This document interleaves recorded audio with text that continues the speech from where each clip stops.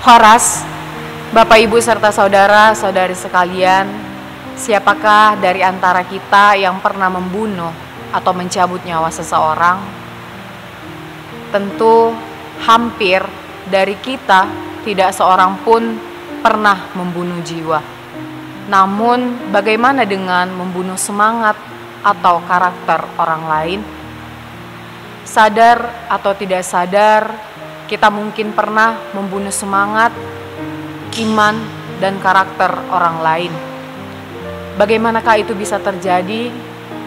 Hal itu bisa terjadi melalui perkataan dan cemoohan kita terhadap orang lain. Mungkin jika hal itu dilakukan sekali-sekali atau hanya bercanda, sah-sah saja. Namun jika itu dilakukan dengan sungguh-sungguh dan berulang kali, tentu itu bisa mengakibatkan orang lain menjadi down, berkecil hati, atau bahkan merasakan sakit hati kepada kita. Kita juga dapat membunuh karakter seseorang jika kita membuli seseorang karena fisiknya, karena ekonominya, karena penampilannya, dan karena kemampuannya. Mungkin beberapa orang dari kita menganggap ini adalah candaan atau hal yang sepele. Tapi bagi beberapa orang juga ini merupakan hal yang serius. Nah, dalam nats pekabaran Sabtu ini yang didasarkan pada 1 Raja-Raja 17 ayat 17 hingga ayat yang ke-24, saat itu terjadi musim kelaparan dan kemarau yang melanda bangsa Israel. Sehingga hal itulah yang membuat Nabi Elia tiba di Sarfat.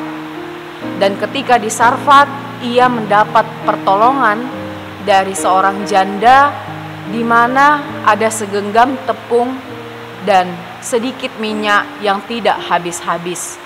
Sehingga mereka tetap dapat hidup.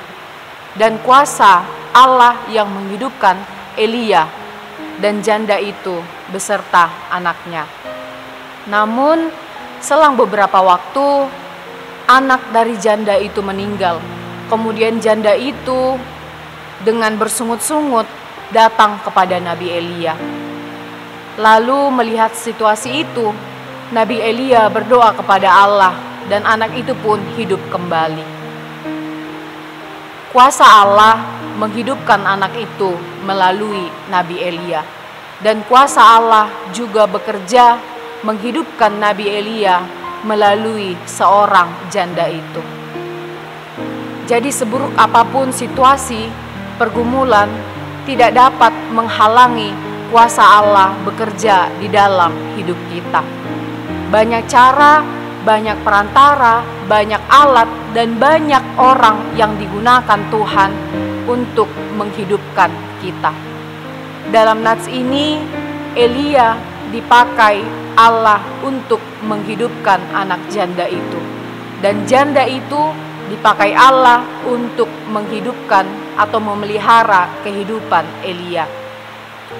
Belajar dari firman Tuhan yang menyapa kita di pekabaran Sabtu ini, jangan takut akan kehidupan kita.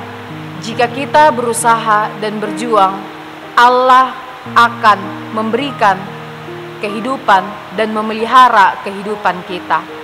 Kita juga diingatkan Allah yang memberikan kehidupan kepada kita, maka kita juga harus mewartakan kehidupan itu kepada sesama kita. Kita juga dipakai Allah sebagai perpanjangan tangannya untuk menghidupkan sesama kita. Baik itu melalui perkataan kita yang memberi semangat terhadap sesama kita, maupun melalui tindakan kita yang melakukan pertolongan kepada sesama kita yang membutuhkan. Kuasa Allah yang memberikan kehidupan kepada kita, dan kuasa Allah itu pula yang menguatkan kita untuk memberikan kehidupan bagi sesama kita. Semoga Allah menolong kita untuk melakukannya. Tuhan Yesus memberkati kita.